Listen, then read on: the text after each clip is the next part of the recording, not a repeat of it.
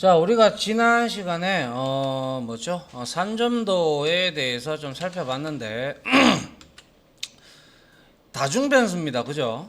다중변수를 가지고 우리가 산점도를 이렇게 볼 때 플랫이라는 함수를 써서 두 개의 변수 값을 구할 수가 있었고, pairs라는 함수를 가지고 우리가 각각의 이렇게 서로 간의 상관관계에 이제 비례냐 반비례냐 혹은 관계가 있는지에 대해서 한번 우리가 살펴보았고요. 이번에 우리가 그리고 또 마지막으로 이렇게 그룹을 줘가지고 우리가 그에 해당하는 분포도도 비교를 해볼 수가 있었어요. 그러면 이제 그 두 개에 대해서 우리가 이제 그래프로 시각화로 이제 나타낼 수가 있다면 그거를 이제 우리가 계수화를 할 줄 알아야 돼요. 상관계수. 그래서 뭐 그렇게 어렵지는 않고요. coa라는 함수가 있는데 그 함수를 써서 우리가 상관계수를 파악할 줄 알아야 돼요. 그래서 그에 관련돼서 오늘 한번 내용을 좀 볼 건데, 자, 상관분석과 상관계수입니다. 계수. 그래서 계수는 어떠한 숫자를 나타내는데 이 숫자에 따라서 관계가 있다, 관계가 없다 라고 우리가 흔히 칭을 하죠. 그래서 보시면 앞에서 우리가 다중변수에서 우리가 플랫 함수나 pairs라는 함수를 통해 가지고 두 개의 변수나 혹은 다중의 변수를 가지고 서로 간의 관계를 나타내는 그래프를 한번 그려봤는데요.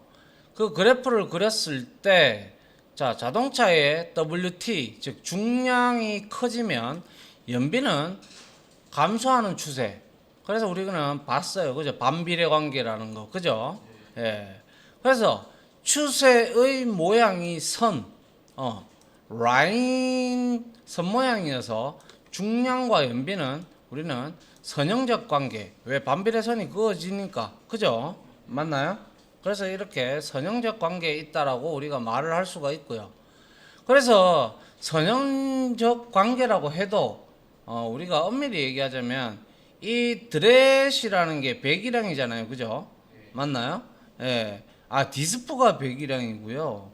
드렛은 뭐였죠? 드렛은 기어. 그 기어에 관련된 내용인데, 그래서 이 중량과 지금 드렛에 대한 지금 우리가 이거 아마 플랫으로 그렸겠죠. 그죠? 플랫으로 그렸을 때 이거에 비해서 요 놈이 지금 이 추세선의 밀집도가 상대적으로 높죠. 예, 눈으로 봐도 확연히 느껴진다. 그죠? 맞나요? 얘는 이렇게 듬성듬성하게 이렇게 존재한다면 얘는 이제 아주 좀 선에 많이 가까워요.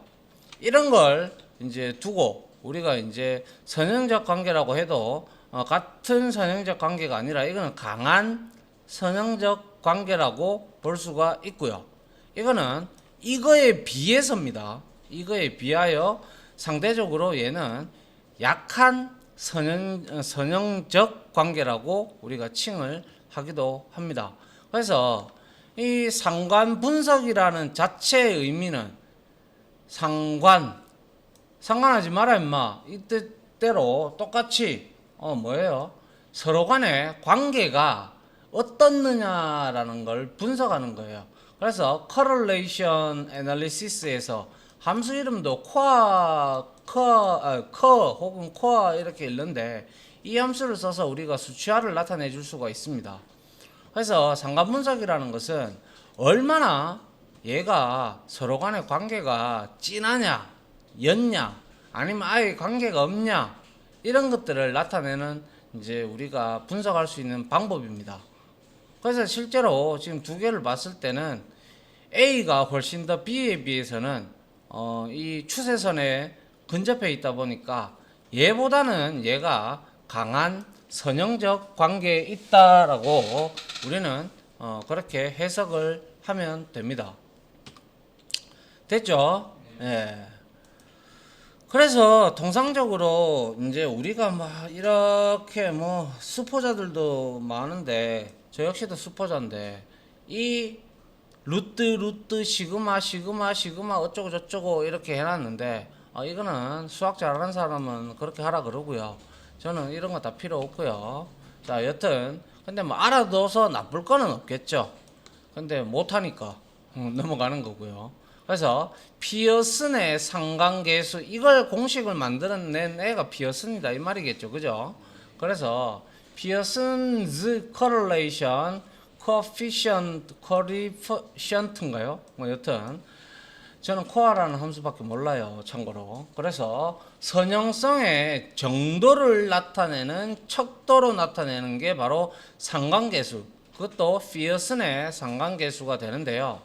이 R이라는 값이 막 이렇게 계산을 해서 이놈의 값의 범위는 항상 마이너스 1에서 플러스 1 사이입니다. 양수 1 사이에요. 그래서 R이 만약에 0보다 크다 그러면 얘는 정비례예요. 정비례. 이렇게 알겠습니까? 그래서 양수 0보다 크고 양수 1에 가깝다면 얘는 선형적 관계 중에서 정비례에 가깝다. 그것도 강한 정비례에 가깝다. 이렇게 보는 거고요. 얘가 음수인데 음수라면 얘는 반비례겠죠. 맞나요? 예, 반비례가 되면서 어떻게? 마이너스 1에 가까우면 가까울수록 강한 반비례 관계가 나타나요. 강한 선형적 반비례 관계. 알겠습니까? 그래서 이 R의 값이 1이나 혹은 마이너스 1에 가까울수록 X, Y의 상관성은 상당히 높다. 이렇게 볼 수가 있는데, 자, 여기에 그래프가 관측값들 옵저베이션 가지고 찍어 왔는데, 자, R 값이 마이너스 0.90이다. 이거 마이너스 1에 가까워요. 그죠? 맞나요? 그러니까, 자, 이렇게 반비례 관계에서 이 추세선 AB 라인 함수를 우리가 써서 할 수가 있는데, 그거 보면 얘는 튀는 데이터가 거의 없죠. 그죠? 맞나요? 이렇게 읽어 나가는 거예요. 그런데 이거는 이거에 비해서 어때요? 마이너스 0.4나 뭐 많죠. 그죠?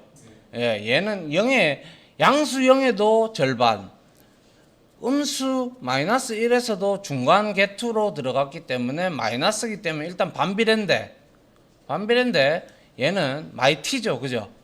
맞나요? 예, 많이 튄다라고 볼 수가 있고. 자, 0이 나오면 이건 아무 관계도 없는 거예요. 0이 나오는 거는. 예, 0이 나오는 거는 지금 뭐 관계가 있나요? 없죠? 예, 이렇게 보는 거고요. 자, 그러면 이제 R이 1이다. 그럼 이건 무조건 정비례예요. 아무 이유 없이 정비례예요. 그렇겠죠? 예. 그리고 0.90이에요. 플러스 0.90. 그러면 정비례에서 정비례라고 하는데 그냥 1에 비하면 약간은 오차 범위는 있어도 얘는 거의 정비례다라고 보시면 되고, 얘도 역시 정비례긴 하나 개수가 낮으니까 어때요? 0에 가까우면 할당 0에 가까우면 가까울수록 아무런 관계가 안 되고요. 1이나 마이너스 1에 가깝게 위치하면 개수가 나올 때 그거는 반비례든 정비례든 일단 상관성이 있다라고 보는 겁니다. 그게 바로 상관 분석이 됩니다. 알겠죠? 예. 자, 그래서 R을 이용해서 우리가 상관계수를 계산을 하는 하나의 예제인데요. 한번 보시죠. 자, 음주 정도와 혈중 알코올 농도 간의 상관성을 조사하는데요. 자, 여기 보시면 비어즈는 맥주겠죠. 그죠? 맞나요? 예, 제가 아주 좋아하는 맥주입니다. 그죠? 그리고 발이라고 되어 있는데 발이 뭡니까? 이게 뭐 혈중 알코올 농도인가 보네요. 그래서 자, 비어즈를 맥주를 5잔, 맥주를 2잔, 9잔, 뭐 8잔 이렇게 등등등등을 먹이고 수치를 이렇게 측정을 해봤겠죠. 그죠? 예. 근데 이거는 한 사람을 기준으로 해야 이것도 의미 있는 데이터가 될 것 같은데요. 이거 뭐 여러 사람이 있으면 사람마다 이거는 분명히 다를 거잖아요. 그죠? 받아들이는 입장이. 근데 뭐 의례적으로 한번 보자 이거죠. 그래서 beers를 이렇게 벡터로 만들었고 발 역시 벡터로 이렇게 만들었어요. 그리고 데이터 프레임 함수를 써서 beers하고 발을 이제 엮었단 말이죠. 데이터 프레임 테이블로. 그래서 엮고 요거 한번 찍어 본 거고요. 그리고 플랫해서 발하고 그리고 이거 물결 표시 나왔어요. 이 물결 표시가 나왔다라는 것은 발하고 비어즈 이 두 개를 산점도를 이제 나타내 달라 그러한 내용이 되고요. 그리고 나서 이제 lm이라는 함수가 이제 나오는데요. 이것도 역시 이 lm이라는 함수는 여기 보시면 제가 여기 적어놨는데 두 변수의 선형 관계를 가장 잘 나타낼 수 있는 선의 식을 자동으로 찾는 역할을 해주는 함수가 바로 lm이라는 놈입니다. 그리고 나서 이 lm을 통해서 구해진 거에다가 우리가 AB 라인을 써가지고 이 뭐죠? 자동으로 뭐죠? 가장 잘 나타낼 수 있는 선의 식을 이렇게 수식을 넣고 나서 그 수식에다가 얘를 우리가 주면 비로소 추세선이 나타납니다. 이렇게 그래프에 추세선이 나타나고 그게 바로 회기선이라고 얘기를 하죠. 그래서 추세선이 나타난 상태에서 우리가 이제 뭐 그냥 이렇게 해도 돼요. 코어 이렇게 써도 돼요. 쓰게 되면 어떤 결과가 나오는지가 바로 1에서 마이너스 1에서부터 플러스 1 사이의 값이 R 값이 나온다는 거예요. 알겠습니까? 네, 그래서 LM 함수는 두 변수의 선형 관계를 가장 잘 나타낼 수 있는 선의 식을 자동으로 찾는 우리가 굳이 구태여 막 이거 앞에 있는 이거 안 해도 된다 이 말이에요. 알아서 해준다는 거죠. 그래서 이제 역할을 하고요. 여기서 두 변수의 선형 관계를 가장 잘 나타내는 선의 식을 우리는 회기식이라고 합니다. 회기. 그래서 이 회기식이라고 하는데 이 회기식의 결과, 즉 회기식을 가지고 우리가 AB 라인 함수에다가 회기식의 결과를 넣어주면 회기식을 이용해서 산점도 위에 추세선 혹은 회기선이라고 불리는 이렇게 쫙 끌어줍니다. 추세선을. 아시겠죠? 예, 그래서 회기선의 관측값들은 추세를 가장 잘 나타낼 수 있는 선이 바로 회기선이 됩니다. 뭐 때로는 뭐 추세선이라고도 하고 뭐 하는데 원래 통계학적으로 바라볼 때는 회기식이라고 합니다. 회기식, 회기선. 알겠죠? 예. 그래서 결과를 한번 보시면 이 TBL에서 데이터 프레임으로 만들어서 이렇게 만들어 놨어요. 이렇게 만들어 놨는데 이거는 뭐 매트릭스로 해도 뭐 상관은 없었겠죠. 여튼 이렇게 해서 자 이렇게 플랫을 이렇게 그렸어요. 산점도를.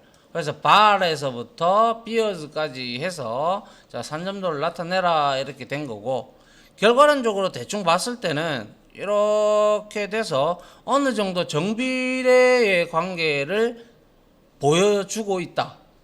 정비례의 뭐죠? 회기식을 지금 회기선을 우리가 대충 그려봐도 나와요. 그죠? 그렇다고 해서 아주 1에 가까운 완전 1에 가까운 그러한 회기식은 아니다 라고 우리가 볼 수가 있겠네요. 그죠? 예. 그래서 이제 한번 봅니다. 그래서 자 RES에다가 LM이라는 함수를 써서 자 데이터를 제공을 해주면 회기식을 이제 도출을 하겠죠. 그래서 그 회기식을 도출한 값을 가지고 AB 라인을 껐어요. AB 라인을 함수를 이용해 줬어. 그러니까 추세선이 회기선이 이렇게 나온 거죠. 그런데 여기에 코어 함수를 이제 잘 보십시오. 코어 함수를 보니까 결과가 얼마 나왔어요? 0.68 정도가 나왔어요. 그죠? 그러면 이거는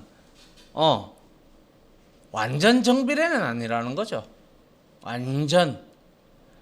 다만 0과 1을 기준으로 봤을 때 얘는 그래도 0보다는 1에 가깝죠. 맞습니까? 그래서 이렇게 추세선이 이렇게 회기선이 이렇게 나온 거고 회기식도 그렇게 도출이 됐고 또한 아울러 상관계수도 이렇게 나왔다라는 뜻입니다. 알겠습니까? 자, 그래서 코어 함수는 상관계수를 구해주는 역할을 합니다. 그래서 상관계수는 어느 정도 되어야 두 변수가 상관성이 있을까라는 의문을 지닐 수가 있는데요. 딱 정해진 건 없어요. 참고로. 그런데 상관계수의 값이 예를 들어서 0.5를 우리가 원래 통상적으로 많이 잡아요. 0.5를 0.5 혹은 마이너스 0.5를 기준으로 해서 이것보다 양의 정수 1보다 1에 가깝다. 그러면 일단은 정비례로 바라봤을 때 상관성이 일단은 그나마 높다라고 볼 수가 있는 거예요. 근데 0.5보다 떨어지면 상관성이 그렇게 높지 않다. 이렇게 바라보는 겁니다. 그러면 여러분들한테 이러한 문제가 많이 나갈 수도 있겠죠. 뭐 예를 들어서 여러분들이 자격증 시험을 친다. 그러고 여기 만약에 자 다음 중 뭡니까? 상관계수 코어가 예를 들어서 0.78이 나왔다. 778이 나왔다. 778이 나왔다.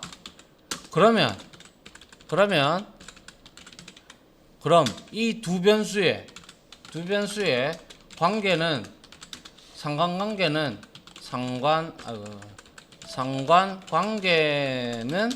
무엇에 가까운가? 이런 식으로 문제가 나올 수 있겠죠. 그래서 1번 이래가지고 반비례 상관관계 이렇게, 아니면 2번 아무런 관계가 없다. 뭐 3번 정비례 관계 뭐 이런 형태로 문제가 나올 수 있겠죠. 그죠? 예, 그러면 우리는 정비례 관계에 가깝다라는 걸 우리가 써야 되겠죠. 그죠? 예. 아울러 또 이러한 문제도 엄청나게 나올 수가 있겠죠. 뭐 다음 중 뭐 이렇게 되어 있다. 다음 중 코어가 코어 계수, 그러니까 상관계수 중에서 가장 정비례에 가까운 계수는 무엇인가? 이런 식으로 나오면 1번 1, 2번 0, 3번 마이너스 1, 4번 마이너스 0.99 이래 나오면 몇 번 해야 돼? 1번 해야죠. 1번 맞죠? 예. 이렇게 문제가 나올 거란 말이지. 내가 문제를 내더라도 내가 이렇게 낼 거니까. 맞잖아요? 예. 그렇게 우리가 볼 수가 있다라는 거죠.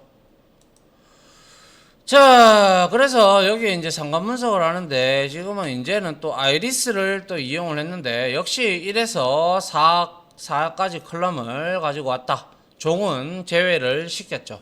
그래서 상관성을 분석하는데 자, 코어라는 함수를 써서 아이리스에다 그대로 값을 때려 넣었어요. 때려 넣으니까 세팔랭스 똑같네. 둘이는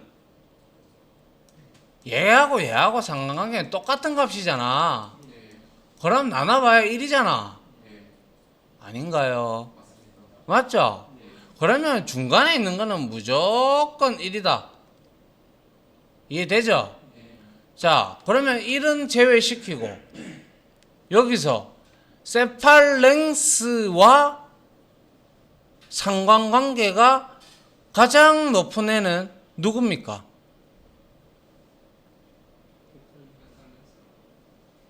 페탈랭스가 제일 가깝나요?